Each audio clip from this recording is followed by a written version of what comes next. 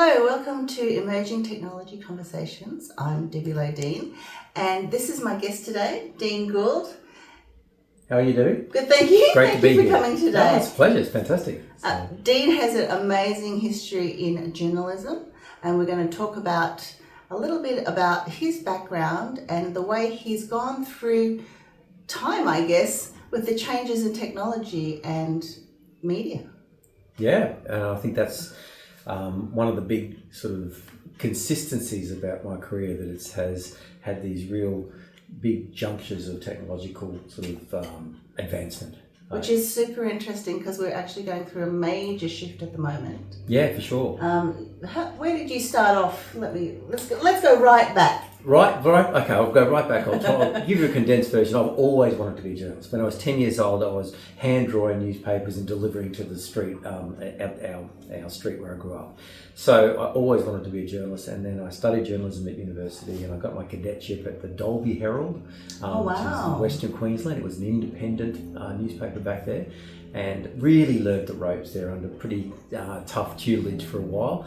Mr. and Mrs. Flower were the owners and publishers of the Dalby Herald back then, and they were hard taskmasters, but I learned a lot. And because there was only a couple of journos on the paper, you did everything from the race results through to, the biggest story we had there was Scotland Yard came out to Dalby to investigate some rogue Christian pastor who was recruiting people for evil deeds and this sort of stuff. So that was pretty interesting. So I learnt a lot in that period. So what age were you? I was 19 when I left university. I finished my degree part-time after that.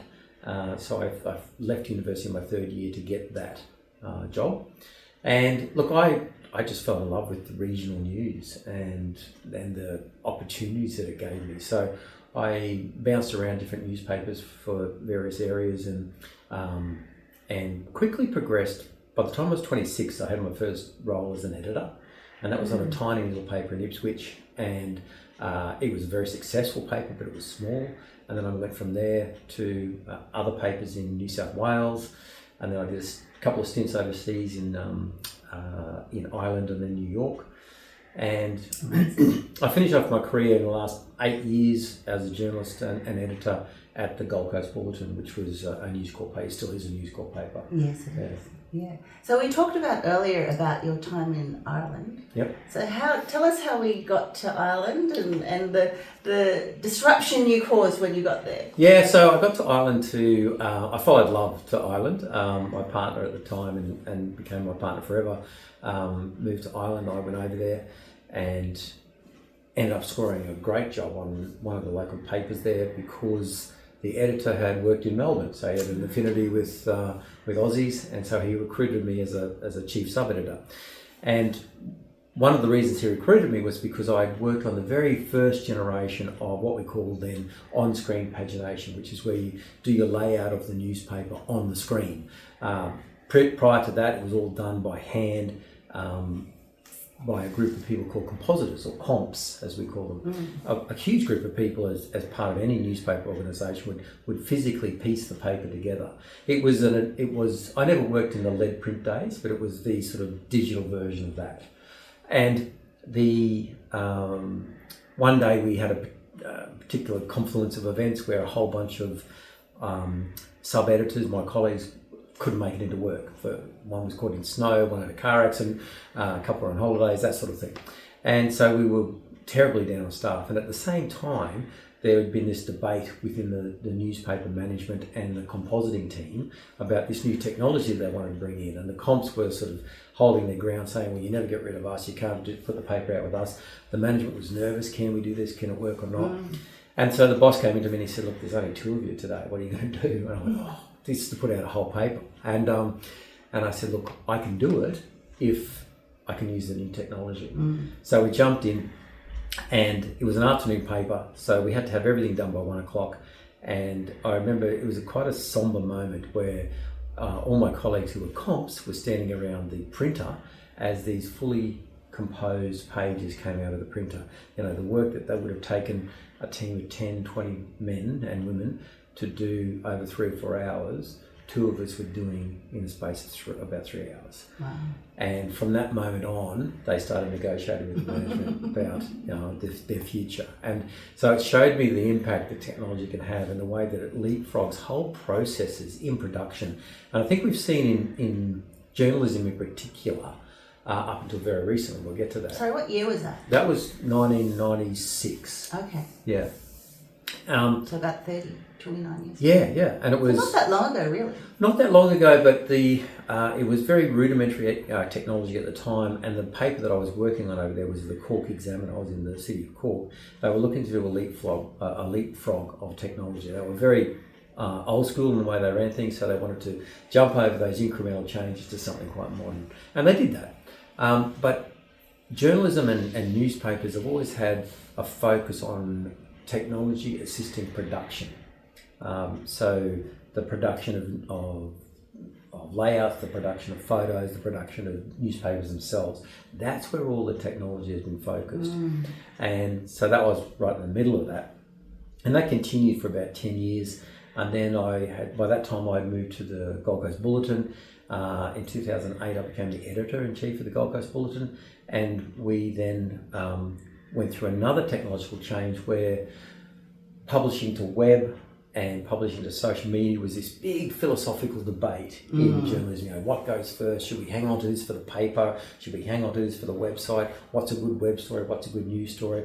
And I was always audience driven. So I was never beholden to the medium, and I was never beholden to the production, and I certainly wasn't beholden to the systems and processes that were the status quo. So I was always wanting to be where the audience was. And my argument was, the people are on the websites. The people are already on the websites. They're already there. So we've got to get it into web. We've got to get it online.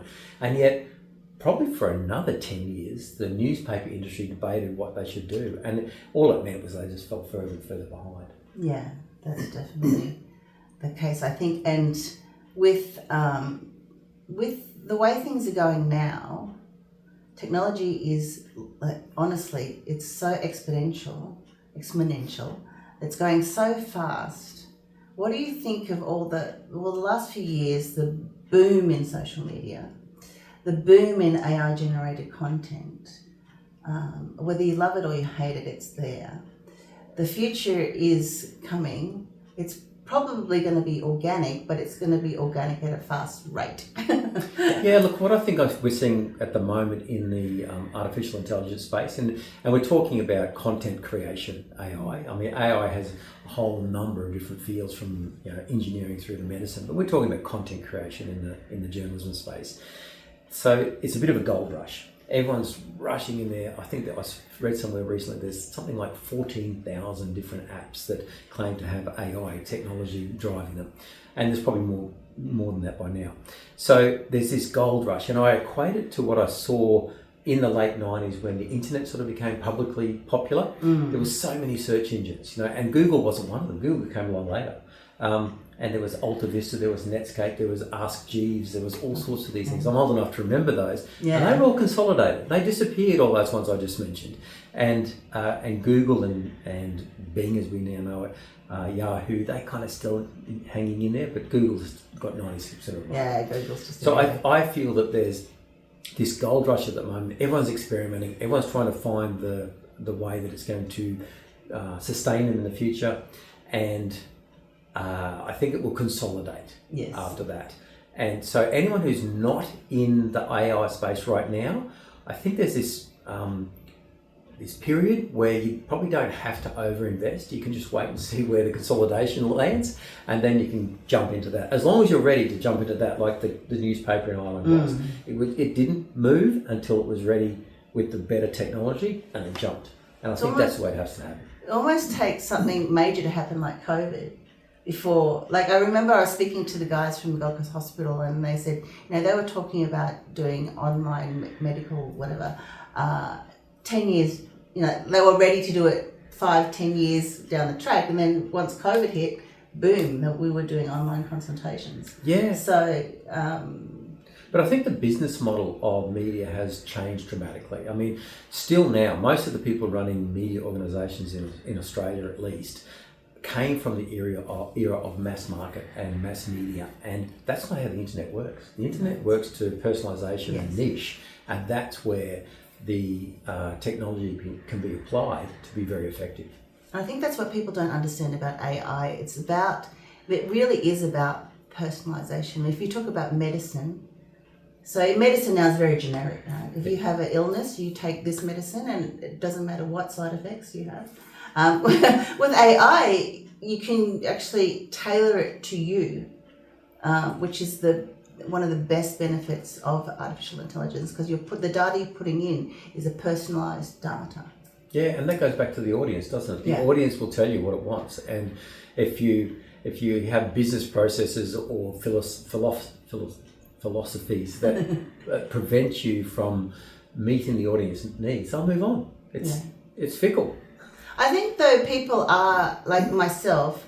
I want authenticity, and the AI stuff I see it's not to my standards, certainly. So I just go, I can't see that this is real. To me, it's still fake. But some people can't pick it. I can generally pick it. There are little tells.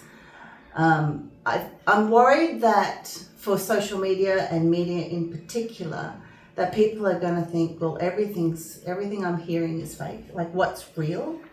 How do you think people can differentiate? Well, how are we going to choose what's real and what's not real?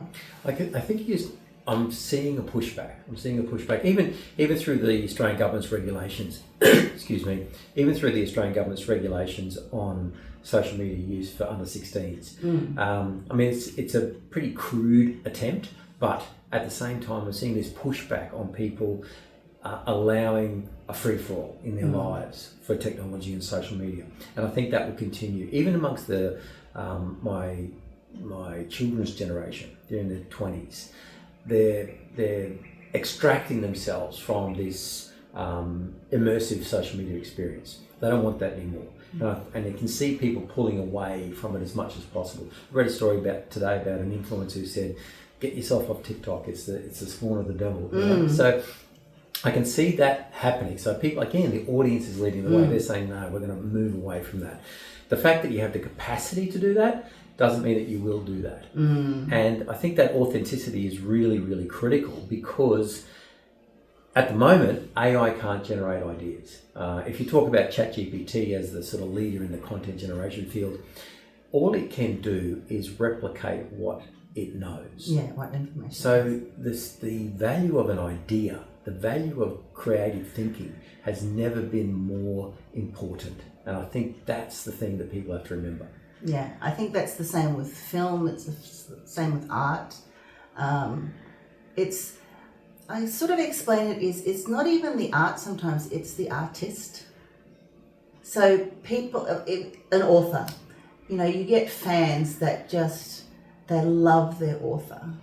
And if you take that away, it's not the same. Yeah, I could ask ChatGPT to write a book in the Liane Moriarty style for me, and it probably could. But if I asked ChatGPT to write a book in a style never seen before, I don't think it could, because it has no reference point there. Yeah. So what we don't know yet, the internet doesn't know yet either, because ChatGPT and the others, they draw from existing sources, and so the new idea is still the most powerful force in the universe. Absolutely. And also people talking to people. Yeah. I think that's really, I think we're going to get, so we had a whole era, well not era, but we had COVID where people were very isolated, people working from home. I'm a bit concerned about that, because people need to communicate with other people. The village, the whole idea of a village is still, from my culture, I have a family group chat, we talk every day, someone on my family is talking, and it's that village, that family, that cultural connectiveness that I'm worried that we're either going to go no one way or the other. I don't know what the middle looks like. I think we're losing a lot of the big big day outs. We've lost that. All those big community where we get together and watch Have events shared and stuff. experience. Shared experiences, Yeah. all that. So I'm a bit concerned about that. I do love that on the Gold Coast, because I was born on the Gold Coast, that we do have, and council does support a lot of community events. We have a lot of different communities here that put on events. But I think that what I've seen with AI is that it can actually replicate relationships, and that's I'm not sure if that's disturbing or inspiring. That's one of the two. But if you've got the context I was reading about this was in aged care, that the equivalent of a Siri or Alexa can actually be your companion as you wander through the day, through the week, through the month, through the year. It's pretend, right? It's not real. Yeah. It's not a real relationship. But is the interaction with someone, a thing, I was going to say someone, but a thing to bounce your thoughts and comments off, is that what you're looking for? Or are you looking for something more emotional and connecting? And this is where you get the physical connection. We all experienced during COVID where Zoom meetings took off and that sort of stuff, and team meetings, the worst technology in the world, took off.